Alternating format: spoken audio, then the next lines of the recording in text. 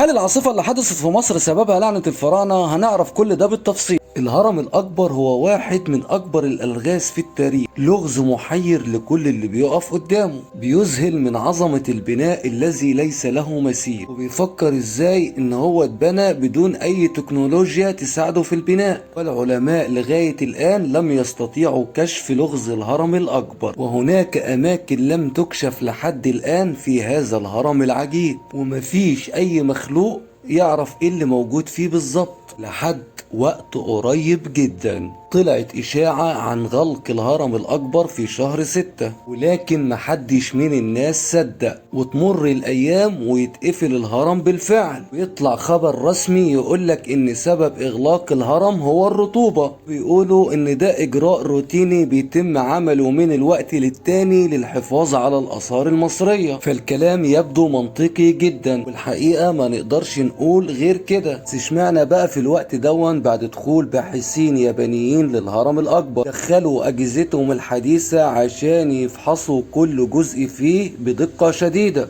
عشان يتم اكتشاف أماكن جديدة محدش وصل لها قبل كده. والأماكن دي عبارة عن 3 غرف أو تجويفات داخل الهرم. دخلوا كاميرات داخل الغرف دي واكتشفوا إن في ممر بطول 9 متر. الكاميرات اللي دخلت عبارة عن كاميرات صغيرة جدا. من خلال فتحة في الهرم دخلوا الكاميرات عشان يتم اكتشاف الممر، وفي نهاية الممر أحجار على شكل مثلثات. احنا تقريبا على بعد خطوات من اكتشاف أهم لغز في التاريخ من المئات من العلماء اللي بيبحثوا عنها، وهي غرفة الملك خوفو. وساعتها هتجاوب على ألغاز كتيرة جدا، وأهمهم كيف بنيت الأهرامات. بعد أنباء غلق الهرم تمر مصر بأحداث غريبة ومريبة، أولها عاصفة رملية تضرب مصر بقوة كبيرة جدا وقلبت النهار ليل حرفيا، وتسببت في قتل العديد من الأشخاص، وتوقفت حركة السير في المرور، وأشجار كبيرة تقع ويفط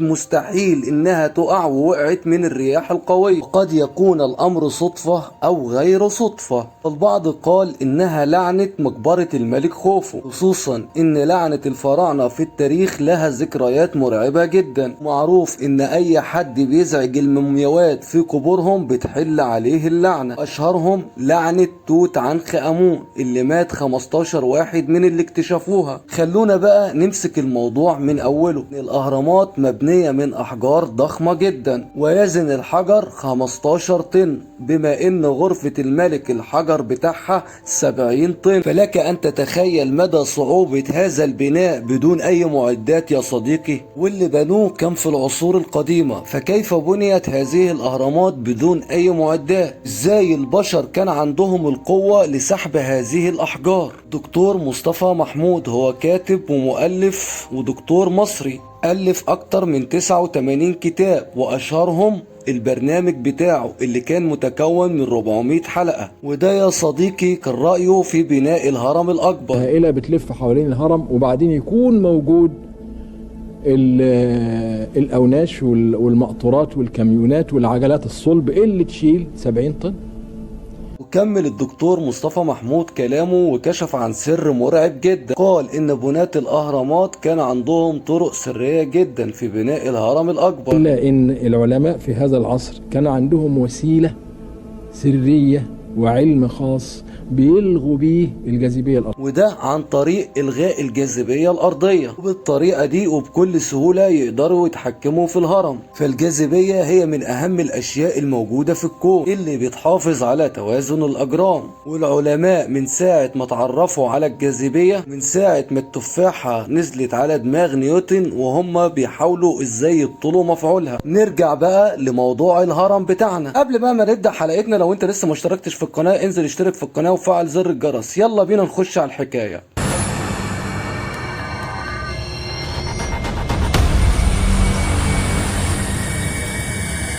نسمع بقى الدكتور زاهي حواس كان بيقول ايه عن موضوع الهرم الأكبر. ان احنا امام اهم كشف عالمي تم في مصر داخل هرم الملك خوفو. شفنا التنل ده 9 متر، وشفنا شكله ايه 100% ان في حاجة بيحميها التنل ده تحتيه. وانا بقول لكم ان انا بعتقد طول عمري أن حجرة الدفن الخاصة بالملك خوفو لم يعثر عليها حتى الآن.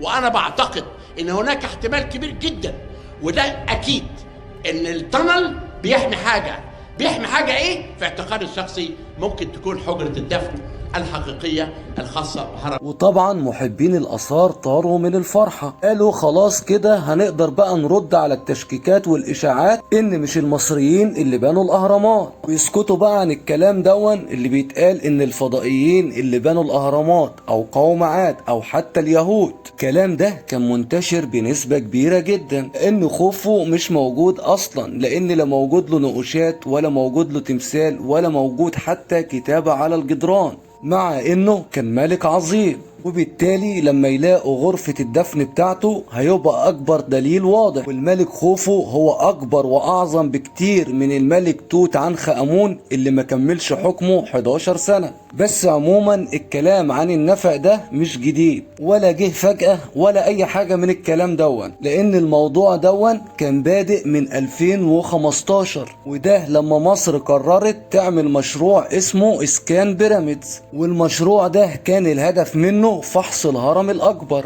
وفي سنة 2023 عرفوا إن ده الممر، وبيدوروا على غرفة الملك خوفو باعتبار إن فيها أسرار وكنوز كبيرة جدا، كل ما يخص الفراعنة هيبقى موجود في الأوضة دي.